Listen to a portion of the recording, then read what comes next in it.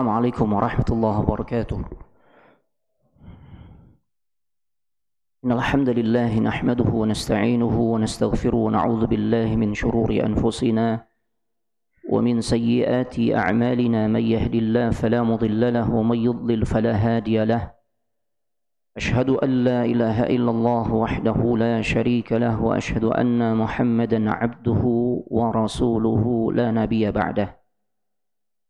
اللهم صل وسلم على هذا النبي الكريم وعلى آله وأصحابه أجمعين. يا أيها الذين آمنوا اتقوا الله حق تقاته ولا تموتن إلا وأنتم مسلمون. يا أيها الذين آمنوا اتقوا الله وقولوا قولا سديدا يصلح لكم أعمالكم ويغفر لكم ذنوبكم ومن يطع الله ورسوله فقد فاز فوزا عظيما. فإن أصدق الحديث كتاب الله وخير الهدى هدى محمد صلى الله عليه وآله وسلم وشر الأمور محدثاتها وكل محدثة بدعة وكل بدعة ضلالة وكل ضلالة في النار. أما بعد، أيها الإخوان والأخوات في الله أعزني الله وإياكم. Para ikhwan dan juga akhwat serta para pemirsa yang menyaksikan kajian kita di malam hari ini melalui channel YouTube. Mudah-mudahan kita semua termasuk golongan orang-orang yang Allah muliakan. Di antara sebabnya adalah hadirnya kita di satu majlis yang penuh dengan kemuliaan, yaitu majlis ilmu tentang perkara agama kita. Majlis yang insya Allah ketika kita menghadirinya Allah akan turunkan rahmat, Allah akan berikan keberkahan, wa anzala alaihimus sakinah, dan Allah juga akan turunkan ketenangan dalam hati kita. Apalagi ya di saat kita masih diuji oleh Allah, kita masih merasakan situasi kondisi dengan adanya pandemi kayak begini, kita butuh as-sakinah, butuh sesuatu yang bisa menenangkan batin atau hati kita. Tidak lain di antara tempat atau cara terbaiknya adalah menghadiri majelis ilmu. Kenapa akan tenang? Karena di majelis ilmu akan disampaikan dan kita mendengar qala Allah wa qala Nabi sallallahu alaihi wasallam wa qala sahabah. Firman-firman Allah, hadis Nabi sallallahu alaihi wasallam, perkataan para sahabat. Ya, yang tidak lain itu semua akan menyejukkan hati kita, menggiring kita untuk mengingat Allah. Ya, berzikir kepada Allah. Ala bi dzikrillahi tatma'innul qulub. Ketahuilah dengan berzikir, ingat Allah Subhanahu wa taala, maka hati kita akan tenang. Ya, insyaallah kita akan tenang. Yang banyak hutang, tenang insyaallah. Tenang. Ya, akan tenang hatinya. Tapi saat ketenangan itu sudah didapatkan di majelis ilmu, selesai majelis ilmu, hutang harus tetap bayar, itu jangan lupa ya. Itu bab yang beda ya, tenang-tenang, utang tetap utang. Nah, pembahasan kita di malam hari ini masih melanjutkan pembahasan sirah an-nabawiyah. Tema yang akan kita angkat adalah ujian berat demi mempertahankan keimanan. Melanjutkan pembahasan kita di hari Ahad yang lalu ketika Nabi sallallahu alaihi wasallam berdakwah, mengajak umat di masa itu untuk mentauhidkan Allah Subhanahu wa taala. Atau dengan kata lain, melarang manusia untuk melakukan kesyirikan. Dan juga mengajarkan manusia di masa itu agar memiliki akhlak yang mulia, memiliki hati yang bening dan sebagainya. Namun demikian, wabil khusus berkaitan dengan masalah tauhid yang Rasulullah SAW ajarkan, itu menimbulkan reaksi yang luar biasa. Ya. Reaksi yang luar biasa dari orang-orang musyrikin Quraisy. Ustadz, apakah sebelum Nabi SAW dinobatkan menjadi seorang Rasul, tidak ada orang yang beriman kepada Allah dengan cara yang benar? Jawabnya ada. Ya. Siapa orang kedua kemarin yang masuk Islam setelah Ibunda Khadijah? Waraqah ibn Naufal. Para ulama jelaskan, di antaranya adalah Waraqah. Ya, ini orang yang sepuh, udah sangat tua. Ya. Jadi sebelum Nabi lahir, beliau sudah ada tuh. Dan beliau orang yang termasuk kategori Al-Ahnaf, Hanif. Orang yang memiliki akidah yang lurus. ya, jauh dari melakukan perbuatan syirik. Dengan kata lain, orang yang masih pada jalur mentauhidkan Allah. Ada juga nama Zaid ibn Amr ibn Naufal. Ya, ada juga Umayyah ibn Abi Salt. Ada juga nama Amr ibn Abasah As-Sulami. Ini nama-nama orang yang sebelum Nabi sallallahu alaihi wasallam muncul atau dinobatkan menjadi seorang rasul, bahkan sebelum beliau lahir, beliau sudah ada. Dan mereka ini mempertahankan ajaran tauhid.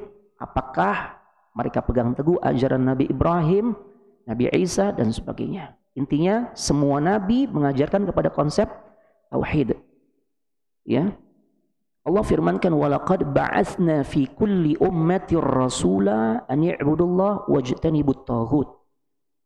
Sungguh kami telah mengutus para utusannya dari kalangan nabi dan rasul kepada setiap umat. Semua konsepnya sama, menyampaikan ajaran untuk mentauhidkan Allah. An i'budullah, hanya menyembah kepada Allah semata. Apa namanya itu? Tauhid. Ya, wajtanibut taghut, dan menjauhi sesembahan selain Allah. Ya, menjauhi taghut artinya menjauhi perbuatan syirik. Semua sama. Nah, orang-orang yang mengajarkan tentang tauhid atau orang yang berpegang teguh dengan tauhid udah ada nama-nama tadi. Cuma memang ya perbedaannya ada dengan Nabi sallallahu alaihi wasallam, mereka itu untuk pribadinya aja. Mereka untuk pribadinya aja, sehingga enggak mengusik apa yang sudah diyakini oleh orang-orang musyrikin Quraisy dengan beragam macam bentuk kesyirikan yang mereka biasa lakukan. Enggak mengusik apa yang mereka selama itu lakukan. Adapun Nabi enggak. Ya. Ketika turun ayat fasda' bima tu'mar, ya, kemudian diperintahkan untuk mulai menyampaikan. Ya, menyampaikan kepada umat. Maka disitulah ya Nabi sallallahu alaihi wasallam ternyata berbeda dengan tokoh-tokoh yang tadi. Dan terbukti banyak orang-orang yang kemudian mengikuti ajakannya. Ya, banyak orang-orang yang kemudian masuk ke dalam Islam. Ya, paling tidak di fase awal puluhan, ada yang mengatakan sekitar 30, 40 atau 50. Di antaranya yang termasuk as-sabiqun al-awwalun, orang-orang yang masuk gelombang pertama masuk Islam, yaitu 6 sahabat yang mulia, ya, yang dijamin masuk surga. Nah, 7 ya bersama Ali ibn Abi Thalib. Ini luar biasa jemaah. Ya, baik. Nah, ini yang membedakan ya respon orang-orang musyrikin Quraisy dengan kehadiran Nabi sallallahu alaihi wasallam mendakwahkan tentang ajaran tauhid yang sebenarnya inti ajarannya sama dengan yang dipegang teguh oleh Waraqah, dengan Zaid, ya, Umayyah dan juga Amr. Cuma bedanya Rasul ngajak orang. Nah, dan konsep dakwahnya pun sudah berubah menjadi secara terang-terangan. Naik ke Bukit Sofa, ya, kemudian mengatakan ayyuhan nas, atau ya ma'syara Makkah, ya, wahai penduduk Mekah. Jadi kalau orang di masa itu ingin mengumumkan sesuatu yang sangat penting, biasanya naik ke satu bukit. Bukit yang biasa dinaiki apakah Bukit Sofa atau Jabal Abi Qubais. Nah, ya. Kenapa di tempat yang tinggi? Agar suaranya bisa didengar. Karena dulu kan belum ada mikrofon. Ya. Maka kemudian Rasulullah SAW menyeru manusia dan mereka kumpul. Kenapa mereka kumpul? Kan respect mereka sama Nabi SAW. Rasul dapat julukan apa? Al-Amin. Ya, orang yang sangat terpercaya. Ya, bahkan saking terpercayanya, musuh-musuhnya pun menitipkan benda-benda berharga kepada Rasulullah SAW. Kira-kira mungkin nggak kita percaya sama orang nih, tapi dia musuh kita. Kita mau titipin barang berharga sama dia? Enggak kayaknya. Wah, yang ada kelar urusan. Tapi enggak kepada Nabi sallallahu alaihi wasallam. Itu terbukti saat peristiwa hijrahnya Nabi ke Madinah. Di antara sahabat yang telat untuk berangkat hijrah adalah Ali bin Abi Thalib. Selain ditugaskan untuk menggantikan posisinya di rumahnya sehingga mengelabui orang-orang musyrikin Quraisy yang hendak mengepungnya dan membunuhnya. Ya, kemudian tugas berikutnya yang Rasul titipkan kepada Ali adalah untuk mengembalikan harta-harta titipan yang dititipkan oleh pembesar-pembesar Quraisy kepada dirinya. Mereka musuh-musuhnya Rasul.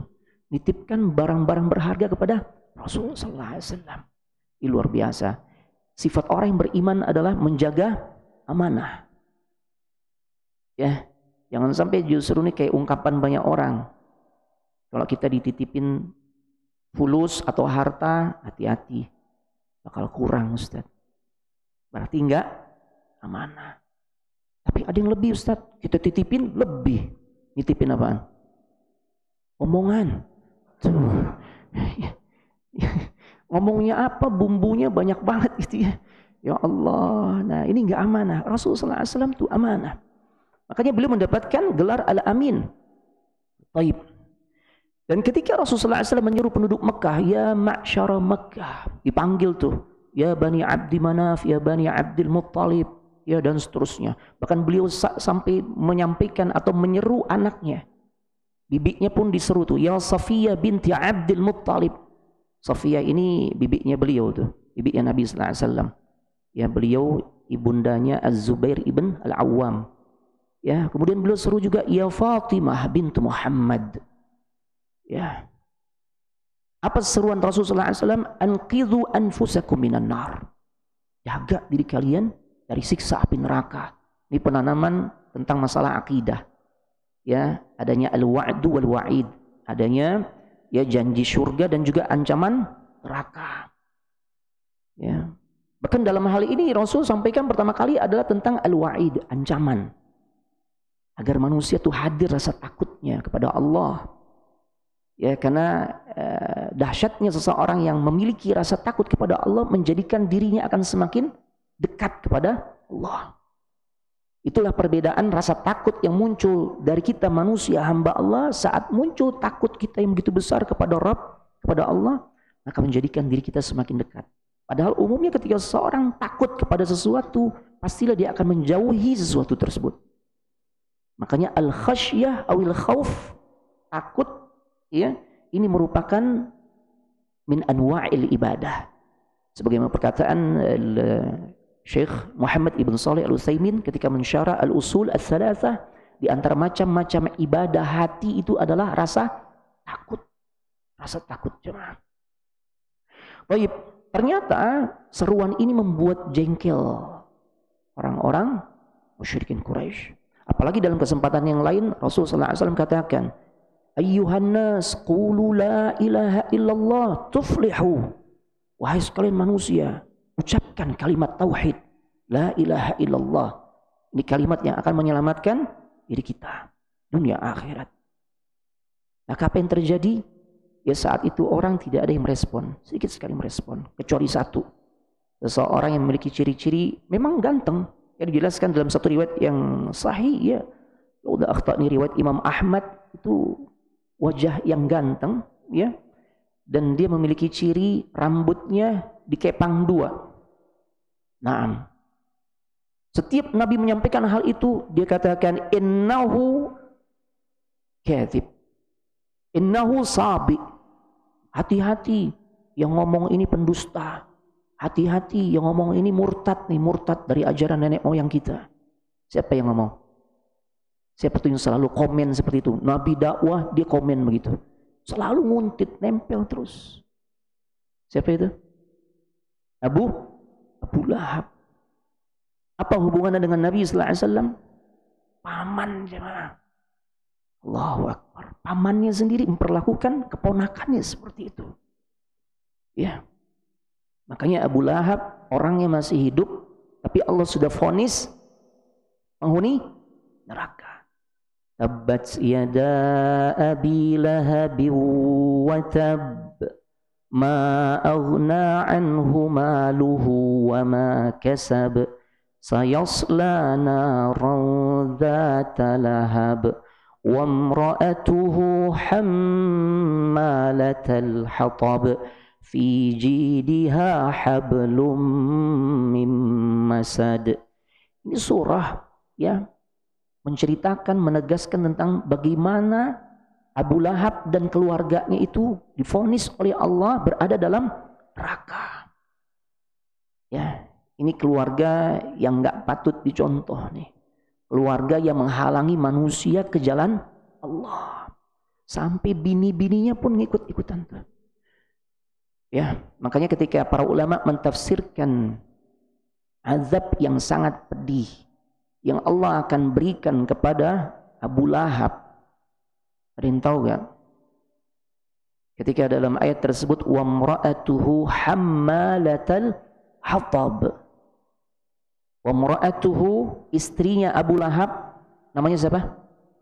Namanya si cakep jemaah. Ummu Jamil. Ummu Jamil. Ya, Ummu Jamil ini masih saudara dengan Abu Sufyan. Ya, masih saudara tuh. Adik kakak. Cuma alhamdulillah Abu Sufyan kan ya Allah takdirkan, Allah pilih mendapatkan hidayah. Masuk ke dalam Islam, gitu ya. Tapi kalau Ummu Jamil enggak, sama nih. Ya, Abu Lahab, kemudian bininya Ummu Jamil masuk ke dalam nerakanya Allah. Bahkan dalam ayat tersebut wa mura'atuhu hammalatal hatab. Istrinya Abu Lahab itu sampai menyibukkan diri, menyusahkan dirinya, ngebopong tumpukan-tumpukan kayu kering yang berduri-duri. Untuk apain? Apa yang dilakukan dengan aktivitasnya yang kayak gitu tuh?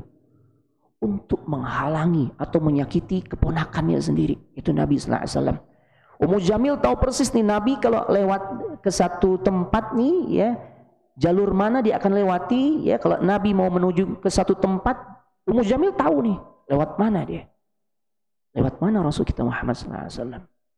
Maka di jalur yang beliau akan lewati itu di apa istilahnya ya? Ditebarin ya ranting-ranting pohon yang berduri untuk menyakiti Nabi sallallahu alaihi wasallam. Ya sampai kayak begitu. Padahal bibinya sendiri. Makanya siksaan yang sangat pedih para ulama tafsir jelaskan menyangkut ayat ini, yaitu ketika Abu Lahab nanti diberikan siksaan, ini bininya di neraka itu akan bawa kayu bakar untuk membakar siapa? Abu Lahab. Al-jaza min jinsil amal. Balasan itu bergantung kepada perbuatan. Allah musta'an.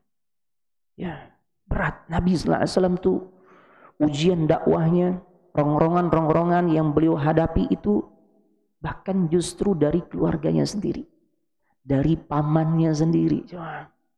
Yang beliau sangat harapkan paling tidak, ani pun nggak mensupport, ya jangan menyakiti, jangan menyakiti.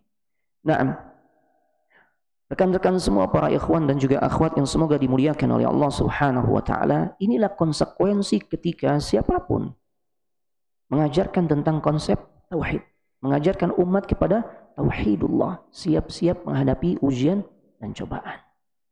Nabi kita Muhammad SAW telah melalui hal ini.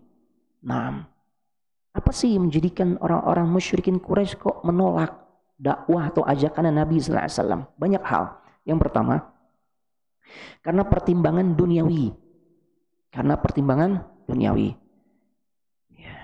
Kita mungkin berpikir, ini sosok yang sebenarnya mengajarkan kebaikan tentang konsep tauhid, akhlak yang baik, hati yang bersih, kan gitu ya, yang Nabi ajarkan hal-hal seperti ini. Kenapa kok justru ditentang? Udah gitu sebenarnya sebelum beliau dinobatkan menjadi seorang Nabi dan Rasul, beliau adalah orang yang sangat disukai. Ya, penduduk Mekah respect kepada Rasulullah Muhammad SAW. Yang pertama karena pertimbangan duniawi. Apa maksudnya? Penjabarannya gini. Yang diajarkan oleh Nabi SAW itu adalah konsep tauhid, konsep ibadah yang sangat berbeda dengan apa yang mereka jalani. Mereka pakai konsep tauhid gak? Enggak, dalam ibadah benar gak ibadah mereka? Uluhiyahnya benar gak? Nah, kan? Kenapa mereka disebut musyrikin Quraisy? Karena mereka rusak dari sisi tauhid al-uluhiyah. Kalau rububiyah, sebagaimana pertanyaan kemarin juga ada yang mengajukan, ya Ustadz kok menyebutkan demi Allah? Iya, karena mereka beriman Allah yang menciptakan. Bahkan Allah katakan wala in sa'altahum man khalaqas samawati wal ard la yaqulunna Allah.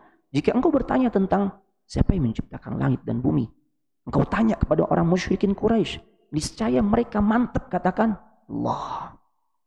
Tapi hanya sebatas dari sisi ini.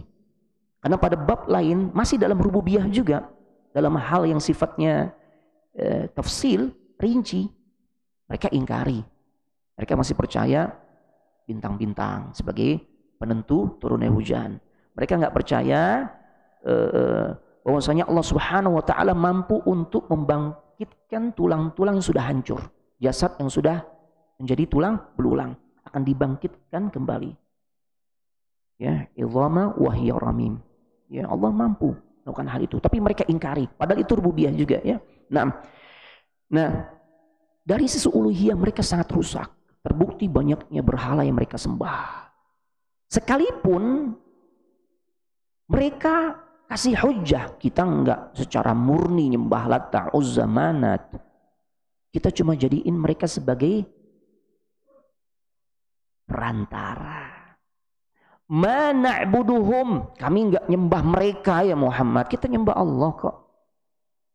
Illa liyuqarribuna ilallahi zulfa. Kita enggak tinggalin Allah, kita enggak nyembah tuh Lata, Uzza, Manat, Hubal dan sebagainya, enggak. Kita masih tetap sembah Allah, tapi kita menjadikan mereka-mereka ini Lata, Uzza dan sebagainya sebagai sesuatu yang bisa mendekatkan diri kami kepada Allah. Padahal cara seperti itu tidak dibenarkan. Ya, andai pun kita menginginkan ada sarana yang untuk bisa mendekatkan diri kita kepada Allah atau menyampaikan doa kita kepada Allah, ya, jika itu membutuhkan pihak lain, boleh ya kepada orang-orang saleh yang masih hidup. Fadhal. Tapi kalau yang udah mati, hatta Nabi sallallahu alaihi wasallam sekalipun, ya, kuburannya itu nggak bisa kita jadikan sebagai sarana untuk menghubungkan doa kita kepada Allah. Nggak boleh. Karena itulah bentuk kesyirikan.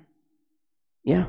Nah, otomatis kalau tauhid yang diajarkan, tauhid yang nanti akan diterima oleh banyak manusia, otomatis Mekah yang selama ini konsep ibadahnya ya kayak gitu deh. Kesyirikannya sangat kental. Sampai talbiyahnya pun dirubah, labbaik Allahumma labbaik dan seterusnya. Ya, sampai ujung kalimat la syarika lak masih sama. Ya, tapi ditambahin illa syarikan huwa lak. Ya. Dikatakan dalam talbiyah tersebut, ya, kecuali sekutu yang merupakan milikmu ya Allah. Lata, Uzza itu boleh, kalau sama mereka boleh gitu ya. Nah, sangat rusak. Kalau nanti orang beralih konsep ibadahnya sebagaimana yang Rasul ajarkan hanya kepada Allah semata, sebagaimana inti kalimat tauhid, la ilaha illallah, la ma'budu bihaqqin illallah. Tidak ada zat yang berhak disembah dengan benar kecuali hanyalah Allah. Otomatis nggak laku lagi nih. Ya, mereka khawatir eksistensi kekuasaan mereka, ya, dengan kota suci Mekah itu akan berpindah. Padahal mereka yang menguasai ekonomi dan sebagainya. Jadi masalah pertimbangan duniawi jemaah. Seperti itu. Ya. Naam. Baik. Jadi memahami konsep syirik itu bukan berarti seseorang meninggalkan Allah secara murni. Enggak. Dia masih nyembah Allah tapi dia masih meyakini selain Allah mampu melakukan sesuatu yang sebenarnya itu hanya Allah saja yang mampu melakukannya. Ya. Urusan memberikan rezeki, menyampaikan rezeki, ini kemampuan siapa? Allah. Yang lain nggak mampu tuh. Memberikan jodoh, siapa? Allah. Tapi kalau orang masih percaya memirah delima, bacan, apa lagi ya? Siapa yang pengalaman ngegesek dulu? Dulu kan berapa tahun lalu gitu ya. Ya Allah, kalau di pojokan gang udah ngeriung, nggak salah nih. Gesek batu gitu ya. Allahu Akbar. Kalau buat tazyin hiasan tangan nggak apa-apa. Ma'alish, nggak apa-apa. Cuma kalau diyakini, oh bacan untuk ini. Ente dagang nih. Oh, kalau dagang ini kayaknya virus nih, cakep nih. Nah itu ya. Itu berarti kita mempartisipasikan makhluk. Ya, berkaitan dengan sesuatu yang hanya Allah saja mampu melakukannya. Itu media kesyirikan berpindah atau berubah, tapi esensinya, intinya sama. Dulu Lata, Uzza, sekarang kebanyakan kubu kuburan. Kita udah bahas itu kemarin. Yang kedua, yang menghalangi seorang dari jalan Allah atau ajakan dakwahnya Nabi dan para sahabat adalah taklid terhadap nenek moyang. Ini cuma, ini kalau udah dibenturkan dengan hujjah nenek moyang, kelar urusan. Antum banyakin doa aja. Jangan banyak berdebat. Ya, ini perkara yang sangat berat bagi mereka ya yang udah ratusan tahun tuh mengakar, meyakini kebenaran ajaran nenek moyangnya. Datang Nabi mengajarkan konsep yang berbeda jauh. Hanya Allah semata. Tuh. Ya. Maka ini sesuatu yang berat. Ya. Mempertahankan tradisi yang salah. Ini sebab di antara sebab-sebab terbesar ya yang menghalangi seseorang dari hidayah. Yang penting nih. Biar kita paham kalau kita mau dakwah sama orang, kita ngajak orang untuk mentauhidkan Allah. Tapi begitu dia komen, ketara banget itu. Ini orang yang benar-benar megang teguh ajaran nenek moyang. Ya Allah, udah banyakin doa deh. Ya, kenapa? Ini diantara penghalang terbesar hidayah sampai kepada orang tersebut. Ya, Nabi ditolak. Nabi kita Muhammad SAW ditolak. Itu alasan apa sih? Bertentangan dengan tradisi nenek moyang. Ya, bukan cuma Nabi SAW, nabi-nabi terdahulu yang Allah kisahkan dalam Al-Quran pun demikian. Ya, ketika Nabi SAW berdakwah mengajak umat untuk mentauhidkan Allah, tinggalkan tuh yang menjadikan Lat, Uzza dan sebagainya sebagai sarana menghubungkan diri mereka kepada Allah. Nggak perlu, Allah nggak butuh itu. Ya, karena Allah katakan, Ud'uni astajib lakum. Berdoa langsung kepada aku, niscaya akan aku kabulkan. Nabi dakwah itu ajaran tauhid. Wa idza qila lahum ittabi'u ma anzalallahu qalu. Dan apabila dikatakan kepada mereka, kepada orang-orang musyrikin Quraisy, ya, ikutilah apa yang Allah telah turunkan kepada nabinya. Apa kata mereka? Qalu bal nattabi'u ma alfayna alaihi aba'ana. Mereka katakan, enggak, kami cuma mau mengikuti apa-apa yang sudah kami dapati dari nenek moyang kami. Ya. Padahal Allah katakan dalam ayat ini, awalau kana aba'uhum la ya'qiluna syai'a wa la yahtadun. Padahal nenek moyang mereka yang mereka jadikan ikutan, la ya'qiluna syai'a. Mereka enggak punya ilmu. Mereka tidak berdasarkan ilmu. Ya. Wala yahtadun, dan mereka pun tidak mendapatkan petunjuk, tapi tetap kalau udah hujahnya nenek moyang selesai. Dari dulu engkong aneh begini tuh. Ente anak baru kemarin tuh. Abah ente anak yang dikain. Ente datang-datang ngajarin. Masya Allah. Nah, kalau udah dihadapkan yang begini udah. Ya ini banyakin doa aja udah. Karena memang salah satu penyebab terbesar terhalangnya hidayah ini karena hal ini. Ya. Kaum Ad yang diajak oleh Nabi Hud alaihissalam ya ke jalan Allah sama. Ya, ketika Allah ceritakan tentang mereka, Al-A'raf ayat 70. Qalu ajitana lina'budallaha wahdah. Ya. Mereka berkata ketika diajak hanya menyembah Allah semata, apakah kamu datang kepada kami agar kami hanya menyembah Allah semata? Hah? Begitu wahai Hud.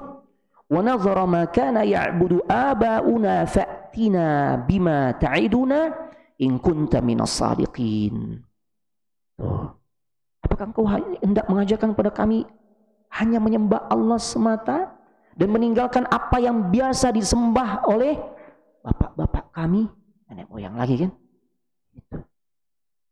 Bahkan mereka tantang, datengin azab yang kamu ancamkan kepada kami jika kamu termasuk orang-orang yang benar. Ya, ditantang begitu, selesai. Ya. Baik, kaum Tsamud.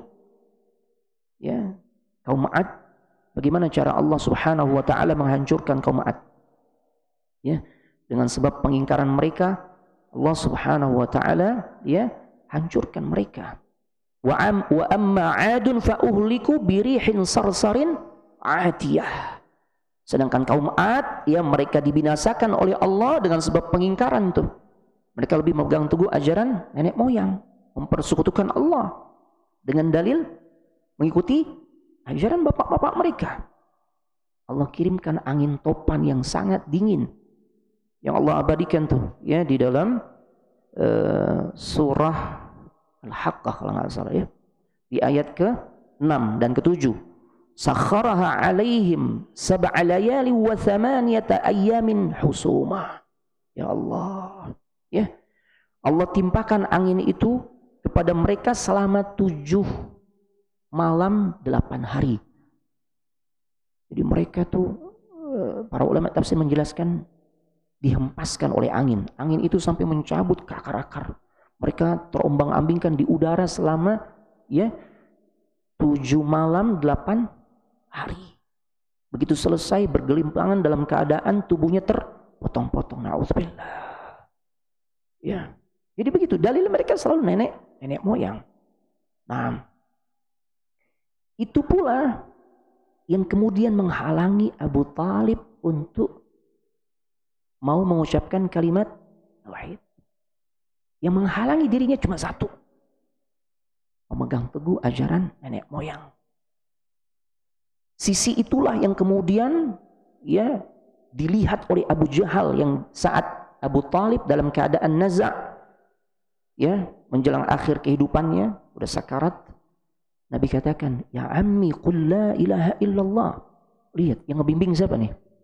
Yang ngebimbing talqin nih, Masya Allah, asyraful anbiya'i wal mursalin, sebaik-baik, seutama-utama, semulia-mulianya Nabi dan Rasul. Wahai pamanku, ucapkan la ilaha illallah, kalimatun uhajju laka biha indallah. Dengan kalimat ini nanti aku bisa memberikan pembelaan untuk dirimu di hadapan Allah. Apa kata Abu Jahal? Abu Jahal nggak kalah gencarnya. Ya Aba Talib, atarghabu millata abik, atau atarghabu millata Abdul Muttalib. Abdul Muttalib, apakah engkau benci dengan ajaran yang sudah dipegang teguh oleh kakek-kakek kita, nenek moyang kita, Abdul Muttalib dan sebagainya. Itulah yang akhirnya menjadikan Abu Talib tidak mau mengikuti ajakan Rasulullah SAW. Nah, ya, dan yang terakhir menghalangi seseorang dari hidayah itu adalah fanatik kesukuan. Nah, ini juga penting untuk kita ilmu ya. Baik. Fanatik kesukuan, jemaah. Nah, ta'assub. Ya. Inilah yang menghalangi Abu Jahal enggak mau tuh ikutin Nabi. Dia merasa dia kan berasal dari kalangan Bani Makhzum. Ya. Nabi sallallahu alaihi wasallam dari Bani Hashim. Selalu tuh. Ya, selalu berkompetisi. Dijelaskan tanaza'na nahnu wa banu Abdi Manaf asy-syaraf. Kami Bani Makhzum dan juga Bani Abdi Manaf, maaf, agak ke atas sedikit ya. Bani Abdi Manaf itu selalu bersaing dalam hal mencari pamor kemuliaan. Sampai dalam urusan hal-hal yang simpel, yang sepele, balap pacuan kuda, balap pacuan onta dan sebagainya, satu sama lain kami saling mengalahkan karena kami nggak ingin ya kabilah pesaing kami ini lebih unggul, jadi kami saling mengalahkan. Ya, bahkan ujung-ujungnya berantem, tawuran tuh, mirip ya, ya kan? Fanatisme terhadap kelompok-kelompok begini nih, tim kesayangannya siapa, gitu kan? Kalah, tawuran nggak? Tawuran, balik jahiliyah, katanya orang modern nih, gitu kan? Ya Allah, itu yang terjadi. Ya. Akan tetapi Abu Jahal sadar bahwasanya ada sesuatu yang nggak bisa dia saingi. Ya. Bahwasanya dari Bani Abdi Manaf itu ada orang yang mengaku sebagai nabi. Sebenarnya hati kecilnya mengakui tentang kelayakan Rasulullah Muhammad menjadi utusan Allah. Lantas dari kami siapa? Kan nggak mungkin menyaingi dari sisi urusan masalah orang yang akan menerima wahyu. Ya, nah, ini artinya sebenarnya mengakui. Cuma karena fanatikme terhadap kesukuan menghalangi seseorang dari hidayah. Ya, makanya hati-hati nih jemaah dengan fanatisme terhadap kelompok. Ya, loyalitas kita hanya kita berikan kepada Allah dan Rasulnya, bukan kepada kelompok. Bukan kepada kelompok, bukan kepada tim kesayangan, bukan kepada partai, bukan kepada ormas. Apalagi sampai berani mati untuk ngebela kelompok-kelompoknya. Mati konyol jemaah. Tapi kalau loyalitas diberikan untuk Allah dan Rasulnya, ini Rasulullah dan para sahabat telah menunjukkan hal itu. Kita akan lihat bagaimana episode ujian demi ujian yang dialami oleh Nabi dan para sahabat. Secara umum rongrongan dari orang-orang musyrikin Quraisy ketika Rasul mulai berdakwah, dari mulai sembunyi-sembunyi 3 tahun dan kemudian berlanjut dengan konsep jahriyah, terang-terangan, rongrongan mereka itu dikelompokkan oleh para ulama sejarah menjadi 2 jenis. Yang pertama, ya, rongrongan yang bersifat, ya, ujian psikis. Ujian psikis. Jadi yang diserang apanya nih kalau psikis? Mental, psikologinya. Yang kedua secara fisik. Ya. Dan jangan kira nih yang psikis ini lebih ringan, enggak. Bahkan untuk orang-orang seperti Nabi sallallahu alaihi wasallam, ujian secara psikis, secara kejiwaan, mental itu jauh lebih berat. Ya, makanya ini disebut dengan istilah al-harbu an-nafsiyah. Perang urat saraf, perang psikologi. Ini berat, jemaah.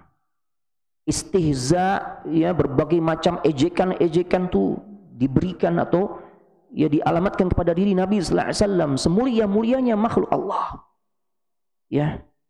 Nabi dikatakan sebagai seorang gila, orang yang gila. Allah abadikan dalam surah Al-Qalam ayat 51. Ya. Ketika mereka mendengar tentang Al-Qur'an, lamma sami'u dzikra wa yaquluna innahu lamajnun. Ketika mereka mendengarkan Al-Qur'an yang Rasul sampaikan, yang Rasul bacakan, mereka berkata, Muhammad gila emang. Mereka katakan Nabi sallallahu alaihi wasallam itu pendongeng. Dongeng kan apa sih?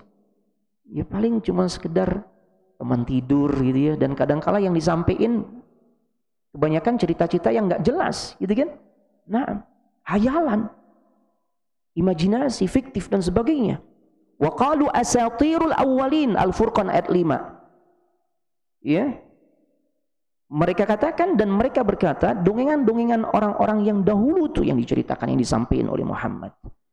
Bahkan mereka minta untuk dituliskan.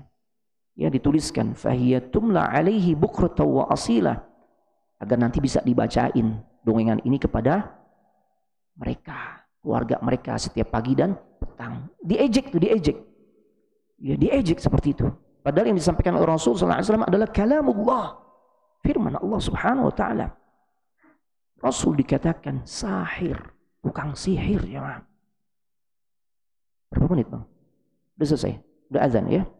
Baik, kita lanjut setelah sholat isya. Setelah sholat isya biasanya ya. Baik. Assalamualaikum warahmatullahi wabarakatuh. Warahmatullahi wabarakatuh. Bismillah, alhamdulillah, wassalatu wassalamu ala rasulillah wa ala alihi wa ashabihi wa man tabi'ahu wa mawala, la hawla wa la quwwata illa billah, ma ba'd. Ayuhal ikhwan wal akhwatu fillah, a'azzani Allahu wa iyyakum.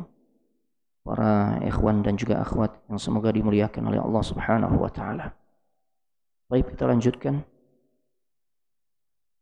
ujian-ujian yang sangat berat yang dirasakan oleh Rasulullah dan para sahabat di masa itu saat mulai berdakwah mengajak manusia ke jalan Allah. Di antaranya yang bersifat psikis, ya, yang diserang ini adalah psikologinya, mentalnya. Ya. Memang enggak bonyok-bonyok, enggak berdarah-darah, tapi Ini luar biasa dampaknya jemaah. Bahkan seorang penyair berkata, وَقَدْ يُرْجَى لِجُرْحِ السَّيْفِ بُرْءٌ وَلَا بُرْءَ لِمَا جَرَحَ اللِّسَانُ جِرَحَاتُ اللِّسَانِ لَهَا الْتِئَامٌ وَلَا يَلْتَامُ مَا جَرَحَ اللِّسَانُ. Bisa jadi luka yang disebabkan oleh sayatan pedang itu masih bisa diharapkan kesembuhannya. Tapi tidak ada kesembuhan bagi luka yang disebabkan oleh lisan. Sesungguhnya sayatan-sayatan pedang itu masih bisa kembali lagi disembuhkan. Akan tetapi sayatan-sayatan lisan itu nggak bisa menyatukan lagi hati yang sudah terluka. Nah, jadi ini sesuatu yang berat.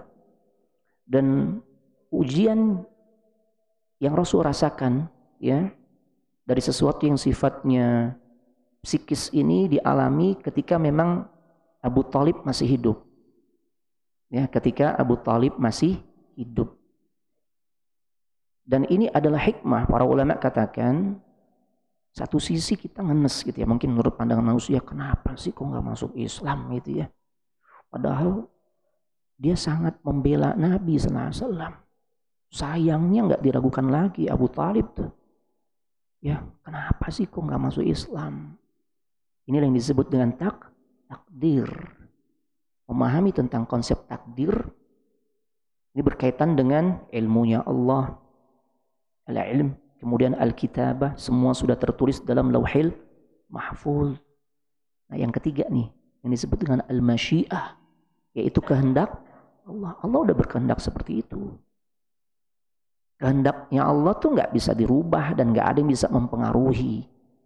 Apa yang menjadi perbuatan Allah ya terserah Allah. Karena Allah nggak ditanya dengan apa yang dia perbuat. Yang ditanya siapa? Kita. La yus'alu amma yaf'alu wa hum yus'alun. Dalam surah Al-Anbiya.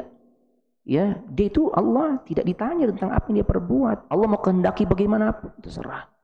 Termasuk ketika Allah menghendaki Abu Thalib tidak mau mengikuti ajakan Rasul. Paling tidak mengucapkan kalimat tauhid.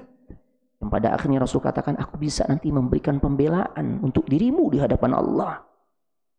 Ya. Tapi ternyata ada hikmah.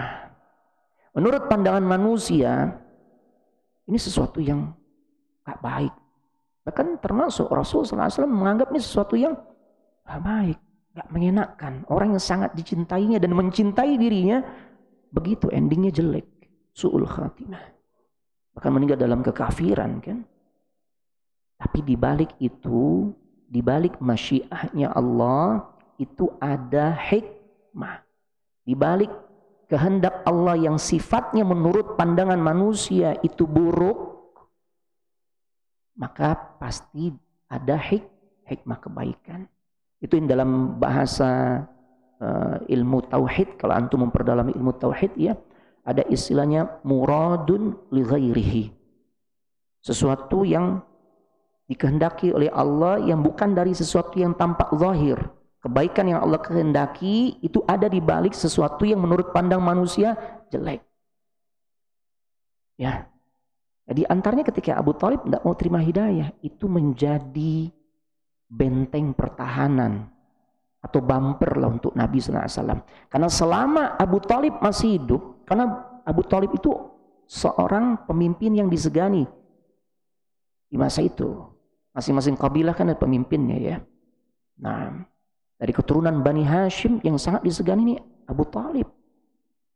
Sehingga orang mau macam-macam nih, musuh-musuh Nabi SAW yang tidak menyukai dakwahnya Nabi dan para sahabat, selama Abu Thalib masih hidup, mereka nggak berani tuh menyakiti Nabi SAW secara fisik. Makanya akhirnya mereka ya ganggu Nabi, mereka halang-halangi Nabi dengan cara gangguan psikis. Ya.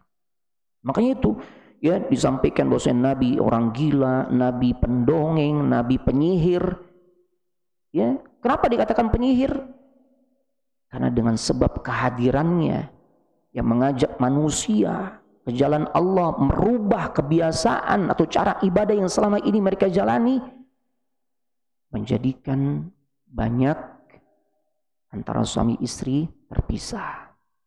Dianggap Rasul penyihir. Ya memang zahirnya pisah. Kenapa? Udah beda akidah. Mungkin suaminya yang masuk Islam, istrinya enggak. Akhirnya berpisah. Karena memang antara tauhid dan syirik enggak bisa disatukan. Ya, antara syirik dengan tauhid itu enggak akan bisa disatukan. Nabi dituduh menjadi seorang penyihir. Ya, mereka katakan dalam surah Sad ayat keempat, wa qalal kafiruna hadza sahirun kadzdzab.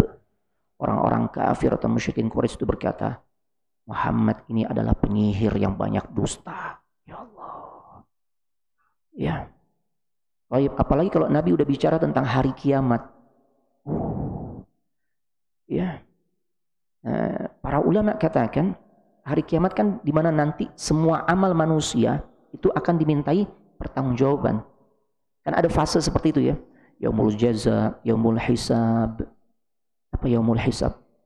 Kalau terjemahannya itu hari di mana semua amal kita nih bakal diaudit oleh Allah. Ya Allah. Bakal diaudit. Sirran wa alaniyah. Apakah yang sembunyi-sembunyi kita lakukan atau yang secara terang-terangan semua diaudit. Cuma kita pengen nanti saat yaumul hisab kita termasuk orang-orang yang mendapatkan atau merasakan peristiwa an-najwa. Ya. Apa itu an-najwa? Satu hari laula akhta Abdullah bin Umar ditanya, apa yang kau ketahui tentang peristiwa an-najwa? Ini fase perjalanan panjang di alam akhirat. Maka beliau cerita, Nabi SAW menjelaskan peristiwa an-najwa itu adalah peristiwa di mana Allah akan memanggil seorang hamba yang beriman saat dihisab. Kemudian diminta orang itu mendekat kepada Allah dan tempatnya dihijab, wa yasturuhu, ditutupi, sehingga enggak ada satupun makhluk yang melihat pertemuan antara Allah dengan orang tersebut. Yang saat itu Allah mulai mengaudit. Ya Allah. Apa yang Allah katakan pertama kali? Ata'arifu dzamba kadza, ata'arifu dzamba kadza. Kamu tahu gak? Ini amal engkau kan saat di dunia.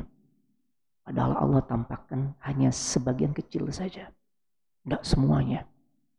Ata'arifu dzamba kadza. Engkau tahu. Engkau kenal nih amalan siapa?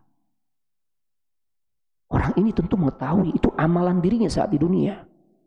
Fadhanna annahu, dan dia mengira bahwasanya dirinya akan binasa. Kenapa? Udah ketahuan. Padahal Allah baru mengungkap sedikit saja. Tapi apa kata Allah? Ya. Satartuha 'alaika fid dunya. Bukankah aku dulu telah menutupi saat engkau di dunia aib-aibmu, kesalahan-kesalahanmu, dosa-dosamu, aku kan sudah tutupi. Ya. Fa'aghfiru laha lakal yaum. Maka pada hari ini Allah katakan, aku akan ampuni semua dosa-dosamu. Allahu Akbar. Inilah yang disebut dengan hisaban yasira. Ini yang kita berharap saat menjelang salam. Selain antum doa, Allahumma inni a'udzubika min azabi jahannam wa min azabil qabr dan seterusnya. Antum tambahin. Nabi ajarkan, beliau baca, Allahumma hasibni hisaban yasira. Wahai Allah, hisab aku dengan hisab yang paling mudah. An-najwa. Ya. Allahu Akbar, pertemuan rahasia Allah dengan hambanya yang beriman saat dihisab. Nah, mereka mendustakan tentang hari kiamat, hari di mana semua amal akan dimintai pertanggungjawaban, maksiat-maksiat yang dikerjakan oleh siapapun hamba Allah dimintai pertanggungjawaban oleh Allah. Nah, orang-orang kafir atau musyrikin Quraisy, mereka kan biasa bergelimang ya dengan berbagai macam maksiat. Memuaskan syahwat mereka. Ya, untuk memuaskan syahwat mereka berzina, membunuh, ya, dan sebagainya. Minum khamr itu udah biasa. Nabi datang mengingatkan mereka.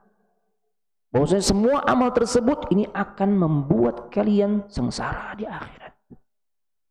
Ya. Inilah yang akhirnya mereka tentang. Mereka ingin tetap bergelimang dengan kenikmatan-kenikmatan duniawi, memperturutkan syahwatnya. Makanya para ulama katakan jika seseorang telah tenggelam ke dalam syahwat, itu bisa menyebabkan akidahnya berubah. Makanya jangan sepelekan maksiat. Yang penting anak nggak syirik, Ustaz. Ya, kalau lihat-lihat dikit sih boleh, kan nggak ada yang tahu. Ya, jangan. Kenapa? Para ulama katakan jika seseorang tenggelam ke dalam syahwatnya, apakah yang dilakukan secara sirran wa alaniyah, secara sembunyi-sembunyi, apalagi terang-terangan, maka itu akan bisa merusak akidah dia. Dia berani lakukan maksiat kepada Allah di saat sembunyi. Emang gak ada yang tahu. Hatta istrinya gak tahu. Hatta suaminya gak tahu. Anak-anak gak tahu. Tapi bukankah Allah Maha mengetahui? Orang yang akidahnya mantap, dia akan selalu merasa diawasi. Makanya pantas kata para ulama, orang yang bergelimang memuaskan nafsu syahwatnya, maka akan rusak pula akidahnya. Jadi jangan merasa aman, ana udah belajar tauhid Ustaz. Insya Allah semua ragam kesyirikan ana nggak mau lakukan. Tapi setengah 12 malam chattingan. Bukan sama bininya, bukan. Mantannya dulu. CLBK atau orang. Ya Allah. Ya setengah 2 WA. Udah tahajud. Ya anak laki. La ilaha illallah. Tipu daya. Tuh anak nyuruh tahajud Ustaz. Bukan ranah antum itu. Ya antum, bini antum yang antum bangunin. Ya. Allahu Akbar. Dakwah Ustaz. Ya. Ada waktunya. Apalagi yang nanya ini lawan jenis. La ilaha illallah. Ya, hati-hati. Tenggelam seorang ke dalam syahwat itu bisa menyebabkan ya akidahnya menjadi rusak. Naam. Kenapa seperti itu? Karena mereka ingin agar syahwatnya itu terpuaskan. Ya, baik. Kemudian selain Nabi dipanggil atau disebut sebagai tukang sihir, mereka juga bilang Rasul ini, oh jangan-jangan udah disihir nih. Ya, jadi komplit jemaah, komplit semua sebutan yang jelek-jelek, yang sifatnya istihza, pelecehan, itu diberikan kepada Nabi sallallahu alaihi wasallam. Dan para ulama katakan hal yang seperti ini sangat melukai hati beliau. Karena beliau berasal dari keturunan yang mulia, nasabnya nasab termulia nih. Beda kalau beliau dari orang-orang biasa gitu ya. Ini enggak. Nasab termulia. Ya. Direndahkan seperti ini, Masya Allah. Dalam surah Al-Isra ayat 47, yaqulu zalimuna in tattabi'una illa rajulan mashura. Dan orang-orang zalim mengatakan sesungguhnya kalian mengikuti Muhammad yang sudah tersihir. Oh ya Allah. Jadi kontradiktif, dibilang tukang sihir tapi dibilang juga anak sihir. Allahu Akbar. Nanti pun di antara kita ada yang pernah dapat ujian, dijuluki dengan hal-hal yang jelek-jelek. Karena yakin gak akan mungkin sekomplit yang dialami oleh Nabi sallallahu alaihi wasallam. Kita paling apa sih? Mbek datang mbek gitu. Yang jenggotnya panjang gitu kan. Ya Allah, begitu datang tuh. Mbek datang tuh. Begitu. Iya kan? Itu apa? Banjir tuh. Musim kering masuk ke banjiran aja gitu kan. RCTI. Nah, itu paling begitu doang tuh. Ya Allah. Ya, Nabi lengkap jemaah. Nabi lengkap jemaah mendapatkan ejekan, cacian. Seluruh gelar-gelar buruk tuh ya diberikan, ditempelkan kepada sosok manusia yang paling mulia, kekasihnya Allah. Ya Allah. Baik. Belum lagi sesuatu yang sangat berat beliau alami, itu memang sesuatu yang sifatnya psikis. Satu hari Ibunda Aisyah bertanya kepada Rasulullah, "Hal ata 'alaika yaumun kana ashaddu min yaumi Uhud?" Ya Rasulullah, pernahkah engkau melewati suatu hari yang lebih dahsyat, yang lebih berat engkau hadapi dibandingkan perang Uhud? Kita tahu perang Uhud peristiwa yang sangat menyedihkan, memilukan. ya, membuat luka di hati Nabi sallallahu alaihi wasallam, kesedihan yang mendalam. Bayangin, berapa orang yang wafat dari kalangan sahabat? 70 sahabat. Salah satunya adalah paman beliau yang sangat dicintai, Hamzah ibn Abdul Muttalib. Ya, kaum muslimin kalah. Nabi sallallahu alaihi wasallam pipinya robek, bahkan gelang-gelang besi, baju besi itu menancap di pipinya. Allahu Akbar. Gigi gerahamnya pun banyak yang copot, berdarah-darah. Allahu Akbar. Tapi ketika Ibunda Aisyah katakan, ada gak satu hari di mana itu engkau merasakan jauh lebih berat dibandingkan kejadian saat perang Uhud? Ternyata beliau berkata, laqad laqitu min qaumika ma laqitu wa kana ashadda ma laqitu minhum yaumal aqabah. Aku mengalami gangguan yang lebih dahsyat, ya, dibandingkan saat di Uhud. Itu saat beliau dalam peristiwa Aqabah, itu ketika dakwah di Mekah itu udah nggak mendapatkan respon yang baik, bahkan semakin buruk, gangguan demi gangguan, beliau hijrah ke Taif. Dan beliau mendakwahi beberapa pembesar yang ada di kota Taif. Sebagaimana kita sampaikan kemarin, mendakwahi tokoh-tokoh masyarakat itu dampaknya besar. Satu tokoh bisa kita ajak ke jalan yang benar, ke jalan Allah, maka dia bisa membawa pengikutnya. Maka itu dilakukan oleh Nabi sallallahu alaihi wasallam. Tapi beliau katakan yang ada adalah caci maki, hinaan. Beliau sebut tuh nama-nama pembesarnya. Ya, di antaranya Ibnu Abdil Yalail bin Abdi Kulal, ya, dan lain sebagainya. Semua mengejek aku. Ya, bahkan di antara mereka ada yang mengatakan, faqala lahu ahaduhum huwa yamrutu thiyabal Ka'bah in kana Allahu arsalak. Aku bakal robek-robek tuh kiswah Ka'bah kalau ternyata memang Rasul yang Allah utus engkau nih Muhammad. Enggak percaya aku. Gitu kan? Bahkan dalam riwayat yang lain dikatakan, wa qala al-akhar ama wajadallahu ahadan yursiluhu ghairak. Ya. Apakah Allah enggak nemukan orang yang lebih baik dari dirimu? Kau ngaku-ngaku sebagai utusan Allah, apa enggak ada yang lebih baik? Ya Allah, seperti itu. Belum lagi saat beliau dilempari batu, ya Rabb, ya, sampai-sampai semua kalangan tuh diminta oleh pembesar-pembesar di Taif untuk berkumpul bawa batu dari anak-anak, remaja, dewasa, laki-laki, perempuan, timpukin Nabi dan Zaid ibn al-Harithah. Sampai kemudian beliau berdarah-darah.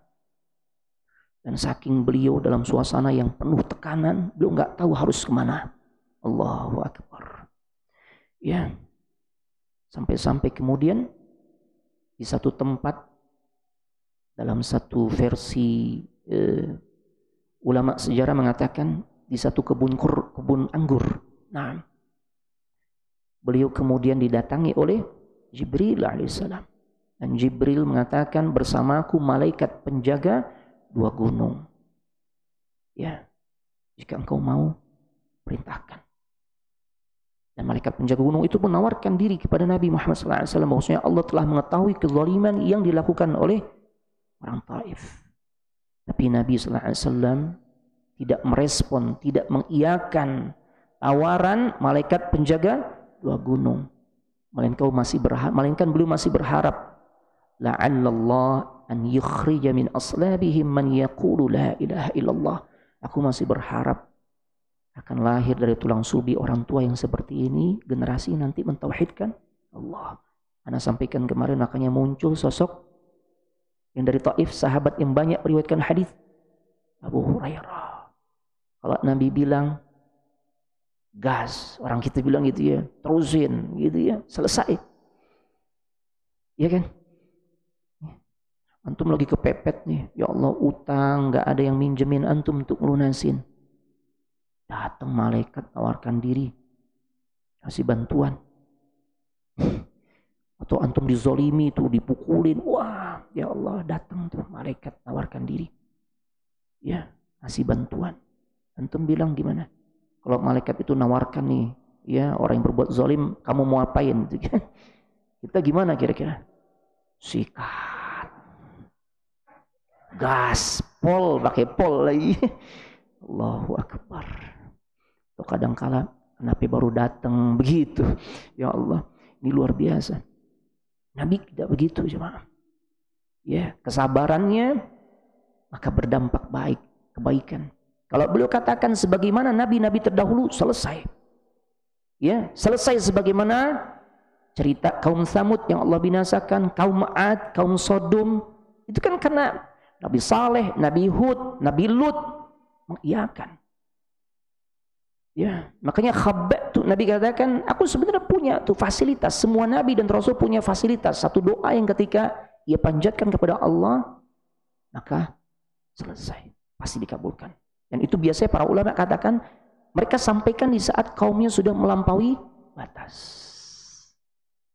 Tapi kalau aku tunda permohonanku tersebut yang pasti dikabulkan oleh Allah untuk nanti agar bisa memberikan syafaat. Allahu Akbar.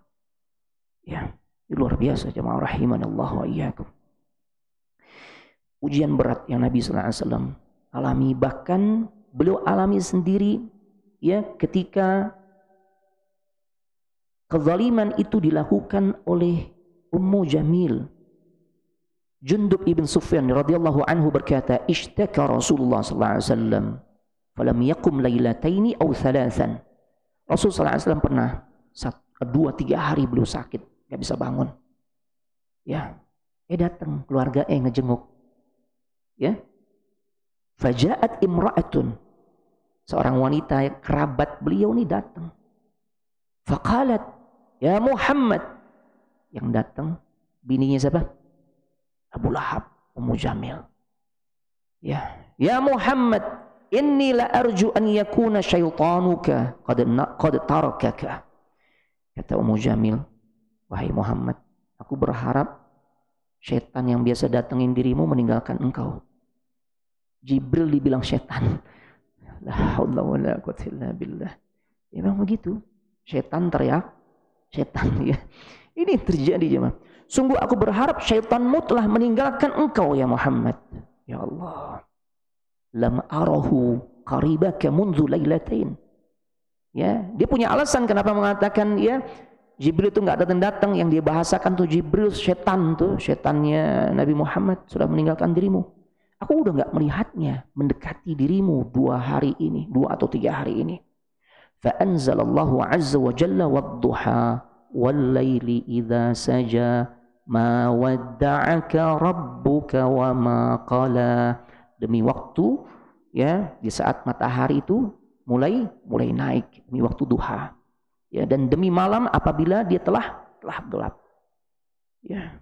Ma wadda'aka rabbuka wa ma qala. Rabbmu tidaklah meninggalkan engkau dan tidak juga benci kepada dirimu. Tuh.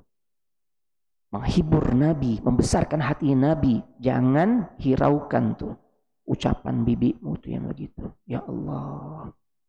Ya, kondisi sakit dijengukin berharap dihibur, ternyata Allahu Akbar. Pantas kalau kemudian Allah vonis orang yang masih hidup, ayat yang menjelaskan, menegaskan mereka di neraka Allah disampaikan. Kayak begitu kerjaannya jemaah. Ya Allah. Ya. Ternyata ujian yang berat tidak hanya dialami oleh Nabi sallallahu alaihi wasallam, sahabat pun mengalami. Ada sahabat yang namanya Sa'ad ibn Abi Waqqas yang ana juga sampaikan kemarin tambahan faedah ilmu. Kalau antum menjenguk orang yang sakit selain mengucapkan la ba'sa tahurun insyaallah syafakallah syifaan la yughadiru saqama, yang syifaan ajilan, yang seperti itu. Ada juga doa, ada yang ingat kemarin? Allahumma shfi, iya sebut Allahumma shfi Sa'dan, Allahumma shfi Sa'dan, Allahumma shfi Sa'dan. Ya, siapa orang yang sedang sakitnya disebut. Ya, teman antum Joko dapat kabar Joko sakit, Allahumma shfi Joko, Allahumma shfi Joko, Allahumma shfi Joko. Ya, 3 kali. Itu riwayat Imam Muslim. Baik. Naam. Sa'ad ibn Abi Waqqas dikisahkan, beliau pun diuji, digoyang nih keimanannya. Ya, luar biasa jemaah. Tatkala diketahui beliau termasuk golongan pertama yang masuk Islam, maka orang-orang musyrikin Quraisy nggak tinggal diam. Mereka hasut ibunya. Karena mereka tahu, mereka selalu cari titik lemah. ya, agar orang-orang yang diincarnya ini balik ke agama mereka. Orang tahu di masa itu saat ini orang yang sangat taat sama ibunya. Makanya ibu yang dihasut. Minta anakmu biar balik lagi tuh ke agama nenek moyang kita.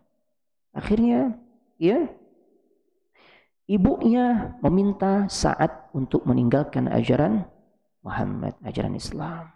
Ya, agar keluar dari Islam, balik lagi ke agama nenek moyang.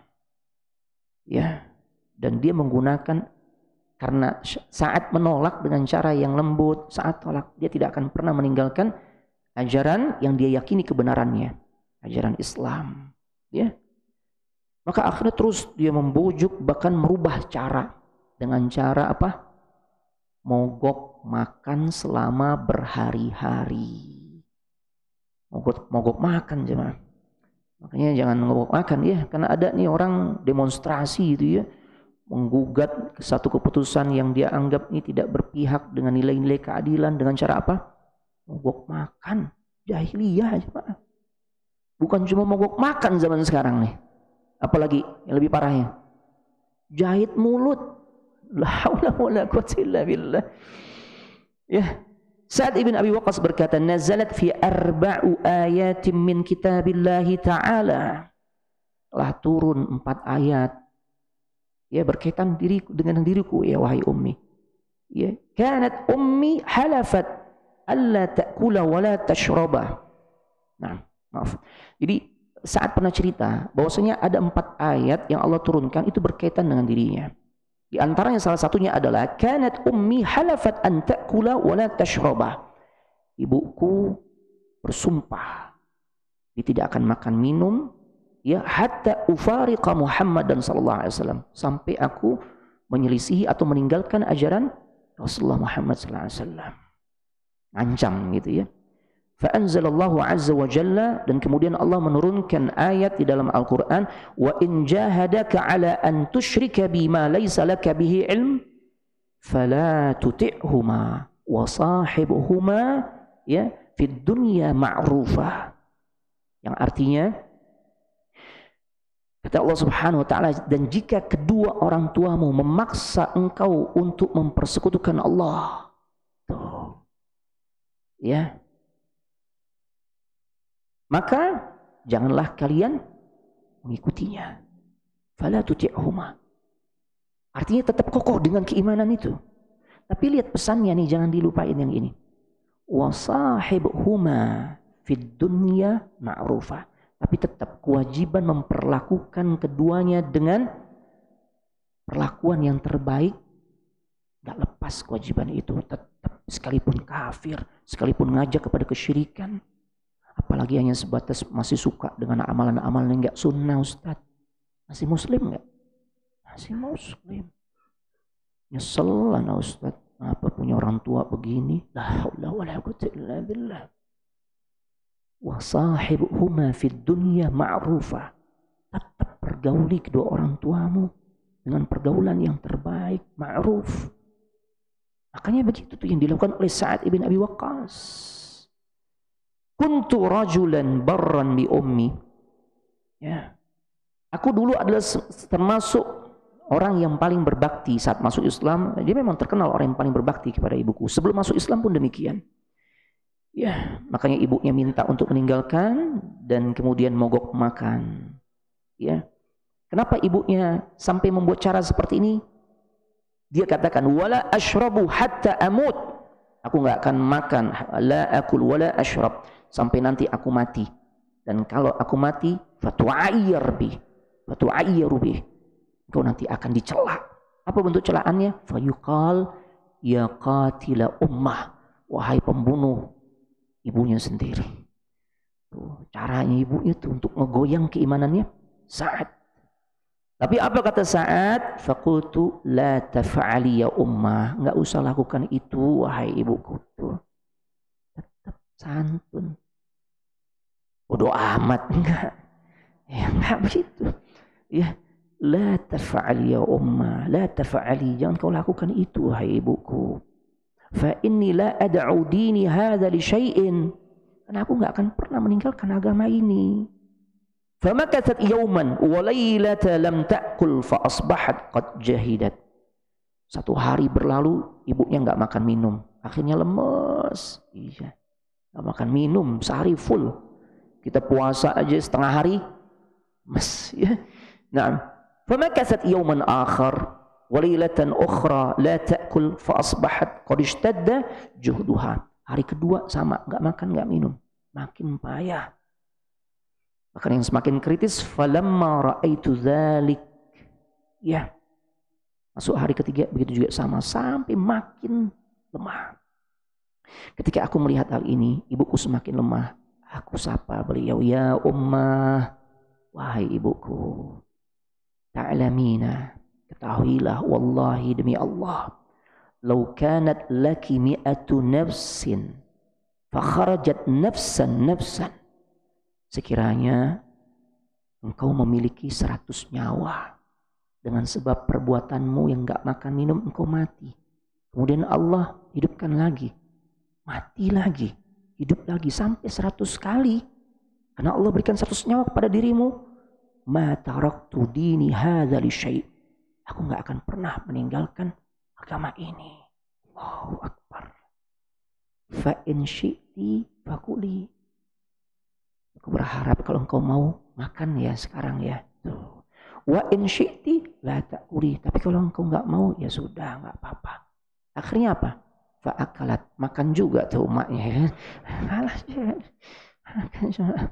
Tetap santun, Masya Allah. Makanya dakwah kepada orang dekat, khususnya orang tua itu dengan pendekatan akhlak. Masya Allah. Mus'ab ibn Umair digoyang juga tuh keimanannya. Ini contoh bagus banget nih buat pemuda nih. Ya Allah, Mus'ab nih pemuda perlente, necis. Oh iya, terkenal. Mus'ab ibn Umair dalam sirah dijelaskan. Anak muda berasal dari penduduk Mekah. Maki. Yang paling nikmat kehidupannya. Dia dapat fasilitas dari ibu bapaknya, dari umi abaknya ya. Masya Allah, kaya belut. Orang bilang apa? Tajir gitu ya. Masya Allah. Semua kebutuhan Mus'ab disediakan. Karena Mus'ab ibn Umair fata Makkah syababan wa jamalan ya wa sinna wa kana abawahu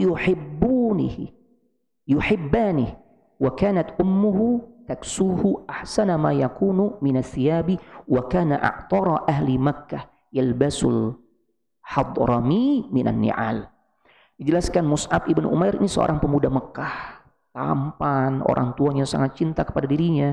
Bahkan ibunya memberikan semua fasilitas, pakaian yang paling bagus, minyak wangi yang paling mantap.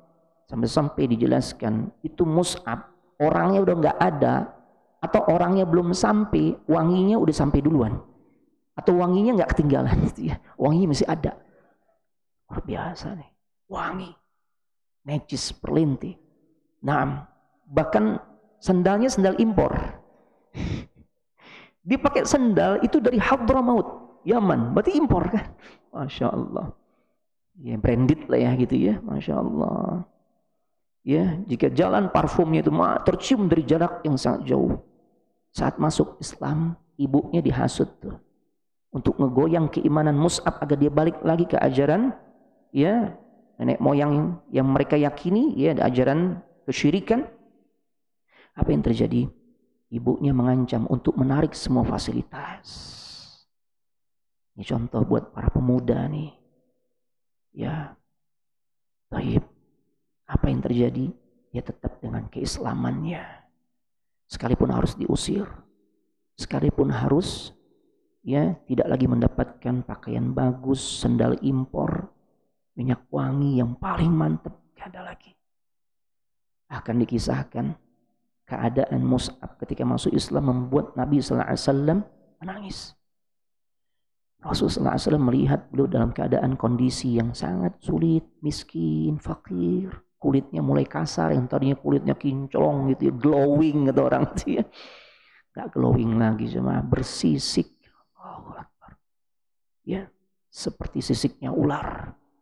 Nah, bahkan Nabi SAW pun menangis melihat kondisi Mus'ab ketika beliau berada di masjid, Duduk bersama sahabat, datang seorang pemuda yang dulu penampilannya luar biasa. Dulu penampilannya maksimal, sekarang minimalis, dengan baju yang ditambel-tambel ragam warnanya. Bukan karena variasi, bukan, tambelan. Ya Allah. Ya. Bahkan akhir hidupnya pun dalam keadaan fakir. Beliau menjadi salah satu syuhada di perang Uhud. Saat jasadnya ditutupi, ya, ternyata nggak cukup kain yang menutupi tubuhnya. Ditutupi bagian kepala, kakinya kelihatan. Diseret ke bawah, palanya kelihatan. Akhirnya Nabi katakan tutupi wajahnya. Bagian kakinya yang kelihatan itu ditutupi dengan rumput-rumput idkhir. Menunjukkan beliau fakir yang sebelumnya bergelimang harta. Untuk apa? Mempertahankan keimanan jemaah. Terakhir sebagai penutup. Ya. Bahkan mereka banyak yang sampai mempertaruhkan nyawa. Sosok Sumayyah, Yasir. Itu pembuktian orang-orang yang mempertaruhkan nyawa untuk mempertahankan keimanan. Abdullah bin Mas'ud bonyok-bonyok karena baca Al-Quran. Musyrikin Quraisy belum ada yang pernah mendengarkan bacaan Al-Quran. Siapa di antara kalian yang mau baca? Kata Abdullah bin Mas'ud, ana. Kata ya sahabat yang lain, jangan. Karena Abdullah bin Mas'ud itu nggak punya kabilah pendukung. Nggak ada yang bela nanti. Kelar ente urusan. Tetap. Ya, saya akan baca di depan mereka. Di depan Ka'bah saat musyrikin Quraisy, pemuda-pemuda Quraisy, pembesar Quraisy lagi berada di sana, ya. Dia baca Bismillahirrahmanirrahim. Ar-Rahman 'allamal Qur'an, khalaqal insan. Terus dibaca. Didengerin. Wah, ini diajarin Muhammad. Bonyok. Ya Allah. Begitu balik ke teman-temannya, tuh, apa kita bilang kan? Kenapa kita nggak setuju kalau ente yang maju? Itu begini nih. Ya, apa dikatakan? Kalau kalian mau besok Anda baca lagi. La ilaha illallah. Jangan. Jadi cuma keimanan. Kita bebas sekarang baca Al-Quran. Kenapa malu? Kadang bawa Al-Quran aja malu. Bawa kitab suci kita malu. Dibungkus koran tuh. Umat-umat lain tuh nggak malu. Mereka bawa Injil, bawa apa tuh? Kalau kita lihat di kereta, di kendaraan umum, mereka baca bahkan tuh. Kenapa kita malu? Takut teriak, Ustaz. Itu masalah hati. Itu masalah hati. Tapi dalam rangka syiar, bangga kita dengan, ya, sebagai pemeluk Islam, memiliki kitab suci Al-Quran. Gak apa-apa. Ya, kecuali halnya memang kita khawatir hati kita tergelincir ke dalam riya. Itu beda lagi. Tapi kalau bicara syiar, jangan malu. Jangan. Ya, baik. Ujian yang mereka rasakan, yang Nabi SAW rasakan dan para sahabat alami, itu luar biasa. Jika dibandingkan dengan apa yang kita alami, nggak sebanding. Tapi mereka tetap bersabar. Makanya Nabi katakan, inna nasra ma'as sabr. Sesungguhnya pertolongan Allah itu pasti akan kita dapatkan bersama dengan kesabaran. Ya. Nanti kita akan dapat tuh ketika Fathu Mekah. Oh, ini buah kesabaran nih. Ya, baik. Kita baru dapat ujian seperti ini aja. Ya Allah, udah hilang sabar kita. Ya, anak kita dampingin sekolah online, digebukin. La haula wala quwwata illa billah. Kesempatan. Sebelumnya kita jarang tahu tumbuh kembang anak-anak kita tuh gimana. Begitu online, oh iya, nih anak kita ngitung aja belum bisa, baca belum bisa, digebukin. La haula wala quwwata illa billah. Di mana kesabarannya? Ya, belum lagi sampai menggugat Allah. Ya Allah, kenapa Allah kayak gini sih? 2 tahun gak jelas kelarnya kapan nih pandemi. Ya, ya Allah. Padahal tidak ada celah bagi kita untuk tidak bersyukur kepada Allah. Dan untuk tidak bersabar menghadapi ujian ini. Nggak ada celah bagi kita untuk menunjukkan hal itu. Kita harus bersyukur dan kita wajib bersabar. Sebagai penutup, udah berapa kali penutup nih? Hadis Nabi SAW Man asbaha minkum aminan fi sirbih, mu'afan fi jasadih, indahu qutu yaumih. Barang siapa di antara kalian, kita nih, yang ketika masuk di pagi hari Allah kasih nikmat aman. Baca Quran nggak digebukin kayak Abdullah bin Mas'ud. Salat nggak ditaroin ari-ari ontak kayak Nabi sallallahu alaihi wasallam. Ya Allah. Bebas kita. Bahkan alhamdulillah udah rapet lagi kan. Ya Allah. Syukuri ini. Aman kita. Kayak keciri tuh. Orang yang cuma bisa komen gitu kan, komentari itu masjid ditutup. Gitu kan. Begitu masjid dibuka, kagak ke masjid tuh. Ya, coba aja. Iya kan. DKM dikritik. Yang begini ditaatin tuh begitu kan. Ya Allah, begitu dibuka nggak datang. Padahal kita dapat nikmat aman, ya kan. Satu hal. Ya, aminan fi sirbi.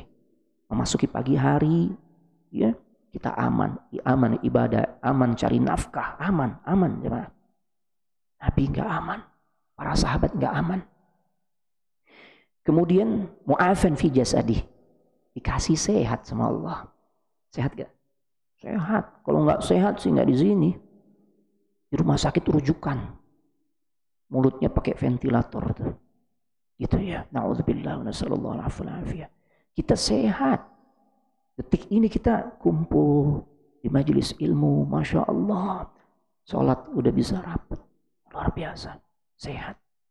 Andai pun jempol udah sering kesemutan, wajar. Faktor U. Kacamata, mana kacamata? Itu di kepala ya benar. Itu faktor U, wajar. Tapi sehat tetap. Kita sehat jemaah. Allah kasih nikmat itu. Ya. Dan terakhir, indahu qutu yaumi. Allah kasih kecukupan buat kita memenuhi kebutuhan makan, minum. Pandemi berapa tahun? 2 tahun. Dicukupi gak kebutuhan makan minumnya sama Allah? Cukup. Gimana gak cukup? Pada gemukan ente. Anda lihat pada gemukan. Ya. Anda juga gemukan. Ini kurus lagi ya. Sering goes jadi kurus ya. Manfaat tuh jemaah ya. Artinya apa? Badan kita gemuk. Pembuktian dari Allah, Allah cukupi. Padahal yang Rasul katakan indahu qutu yaumihi. Setelah dapat nikmat aman, nikmat sehat, yang ketiga diberikan kecukupan untuk memenuhi kebutuhan makan minum.